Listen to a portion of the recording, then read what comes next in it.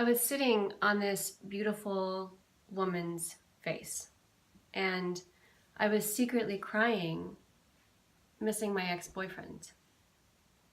Since he and I broke up, I've been seeing a new therapist and a shaman. I've been doing ceremonies, taking hot baths, and saging the house. I've been meditating, journaling, painting, reading books, talking to friends, going to yoga, taking classes, going out more, staying in more. I've seen body workers and energy healers and had psychic surgery to remove him from my aura. I've journeyed to the underworld to commune with my spirit animals and have traveled to the literal opposite side of the world, hoping that would make me feel better. But on this night, with an amazing woman's face buried in my ass, I realized I've done everything I can. My only choice is to surrender and wait for the heartbreak to be over and try to get through Valentine's Day. Nearly every boyfriend I've ever had has deeply resented this holiday. The pressure from people on street corners selling chocolates, balloons, and roses was simply too astounding. This day usually ended with the guy I was with enraged over the burden of extreme Hallmark romance and me wondering what the fuck was happening.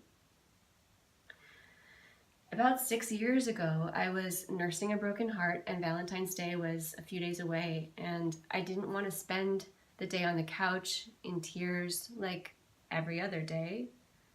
So I thought deeply about what this holiday meant to me. I realized that love is not contingent on another person loving me in return. Love is a state of being. It wells up in me and comes through my whole existence and is expressed to different people in different ways. And with this revelation, even though I was feeling like a dejected spinster, I could celebrate Valentine's Day. I asked every untethered friend I could think of to be my Valentine date. I ended up with a harem of 8 dates.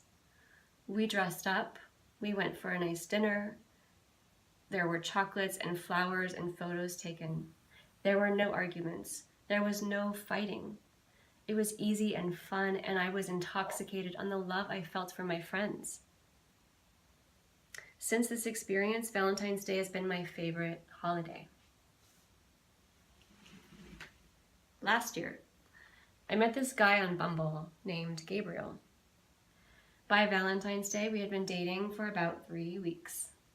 He surprised me in the morning with a few beautiful flowers and this really romantic handwritten letter. That evening, he had to bartend in downtown, but invited me to come and spend some time with him at the bar while he finished his shift. This diva shows up with a dozen roses. Now I know that showing up at a man's place of work with a dozen roses after only a few weeks of dating could seem just a little aggressive. So I set them on the bar and said as casually as I could, "Don't worry, those aren't for you." Not only was he not fazed by this, he looked at me as though, well, of course they aren't, because a goddess like you always walks around with a bouquet of flowers, and if you happen to have left the house without them, surely people rush from burning buildings to bestow them upon you. It was very sweet. I sat at the bar, he poured me a delicious drink that tasted a little bit like Jolly Ranchers, and we talked and laughed, and I wrote Rumi poems on heart-shaped pieces of paper. When he finished his shift, we stepped out into the brisk, foggy evening, arm in arm. I handed him 1 rose and 1 Valentine card and said, "This is your gift. You get to give these away." We gave out a dozen Valentines that night to homeless people and security guards and random people we met on the street. Everyone lit up when we gave them the gift. But no one was as happy as we were. We were high on love and the sweet exchanges we just had with total strangers. We ducked into a bar for a final nightcap, and it was there on a chilly Valentine's evening that Gabriel asked me to be his girlfriend.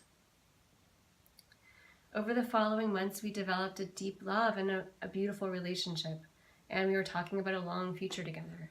I was happier than I've ever been, and was starting to have a slight existential crisis.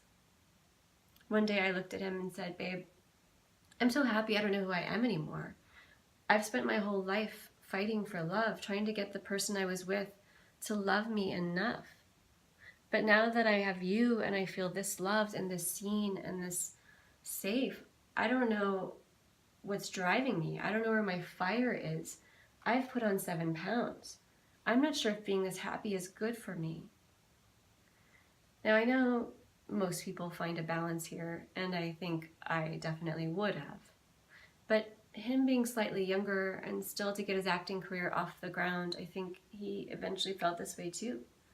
You can't build a career as an actor by eagerly going home every night after work to cuddle with your girlfriend and play with kittens. You need to get out there, meet people, take classes, fuck your scene study partner, network. You have to have the restraint to say no to the heroin of love, to let your fire burn even when all your heart really wants is the sweet relief of water. And to my dismay, he ultimately said no to the heroin of love. He said no to the sweet relief of water. He said no to me. He said yes to the great mystery that has no safe hiding place. He said yes to himself. And now I feel driven again. I feel a hot and familiar fire. I have lost 7 pounds, and it turns out I've not yet met my person, but I suspect I might be the one I'm looking for. So my point is, I hope you are never loved the way that Gabriel and I loved each other. I hope you are never, ever as happy as we were last summer. And I hope you are never, ever, ever asking anyone to be your fucking girlfriend on Valentine's Day. But really, honestly, I hope you do find a way to have it all. I hope you can have a deep, beautiful love and keep your fire burning. And on Valentine's Day, rather than thinking about the love that's missing, think about the love you have to give and find a way to give it. Thank you.